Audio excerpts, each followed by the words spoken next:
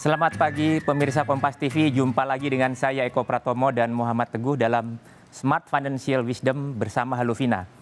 Minggu lalu kita sudah bahas tentang pentingnya asuransi di saat genting. Hari ini kita membahas tentang bagaimana mengubah wacana menjadi sebuah rencana. Pemirsa Kompas TV, tahun 2020 sudah berjalan 3 pekan.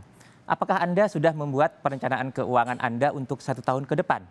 Jika belum, tidak ada salahnya Anda memulai dari sekarang. Karena dengan perencanaan keuangan yang matang, maka Anda dapat mencapai apa yang Anda impikan dengan lebih terencana dan terukur. Serta Anda akan lebih tenang jika terjadi kondisi buruk dan Anda lebih siap untuk menghadapinya. Pemirsa Kompas TV, untuk mengawali pembahasan kita pada pagi hari ini, ada baiknya kita bahas dulu tentang perencanaan keuangan. Perencanaan keuangan atau yang sering disebut dengan financial planning adalah sebuah proses untuk mencapai tujuan hidup seseorang melalui manajemen keuangan secara terencana. Perencanaan keuangan ini erat kaitannya dengan sebuah resolusi. Perencanaan keuangan disusun untuk dapat menentukan langkah-langkah yang harus dilakukan untuk dapat mencapai apa yang diimpikan. Ada 4 yang harus Anda lakukan dalam membuat perencanaan keuangan. Yang pertama, tentukan tujuan hidup Anda ke depan. Lalu turunkan tujuan kehidupan itu dalam tujuan keuangan. Anda harus tentukan apa yang menjadi tujuan Anda di masa mendatang. Tujuan ini bisa dalam konteks jangka pendek, menengah maupun jangka panjang. Apa yang ingin Anda miliki misalkan dalam 1 tahun ke depan, 5 tahun lagi, atau apa yang akan Anda capai dalam 15 atau 20 tahun mendatang. Jadikan itu sebagai tujuan keuangan Anda. Yang kedua, tentukan anggaran keuangan. Ketika Anda sudah memiliki tujuan keuangan, maka Anda perlu mengukur seberapa anggaran yang Anda butuhkan untuk dapat mencapai tujuan-tujuan keuangan Anda. Lalu bandingkan dengan kemampuan Anda untuk mencapai tujuan tersebut. Yang ketiga, tentukan skala prioritas. Nah, ini yang penting karena setelah Anda mengetahui tujuan keuangan Anda dan Anda tahu masing-masing itu anggarannya berapa, maka tentukan tujuan mana yang ingin Anda capai terlebih dahulu untuk Anda penuhi, ya. Dengan demikian maka Anda akan dengan mudah untuk bisa mencapai tujuan-tujuan keuangan Anda secara teratur dan bijak sehingga tetap kebutuhan-kebutuhan penting dapat terpenuhi dengan maksimal. Dan yang terakhir adalah tentukan strategi Anda. Perlu mempersiapkan strategi yang tepat untuk memudahkan Anda dalam mencapai tujuan keuangan Anda, termasuk pemilihan produk keuangan dan produk investasi untuk mencapai tujuan-tujuan keuangan Anda. Bahkan sebaiknya sampai mendetil dengan menentukan kemana Anda membeli produk keuangan itu sehingga Anda dapat dengan mudah menjalankan rencana Anda.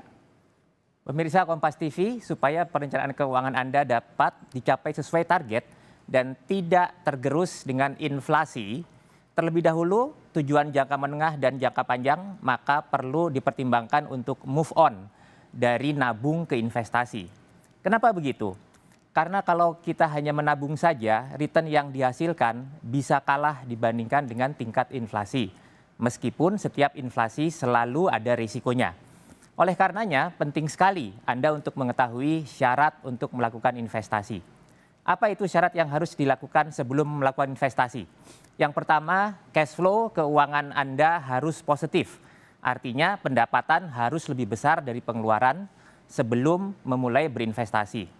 Cash flow keuangan Anda harus positif sehingga jangan sampai memaksakan diri untuk investasi, tetapi ternyata Anda harus berhutang untuk memenuhi kebutuhan hidup Anda sehari-hari. Yang kedua, kenali profil risiko Anda. Selalu ada risiko dalam berinvestasi.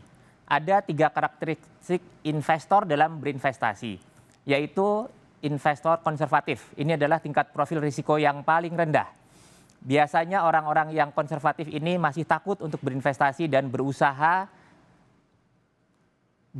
untuk menghindari dari risiko.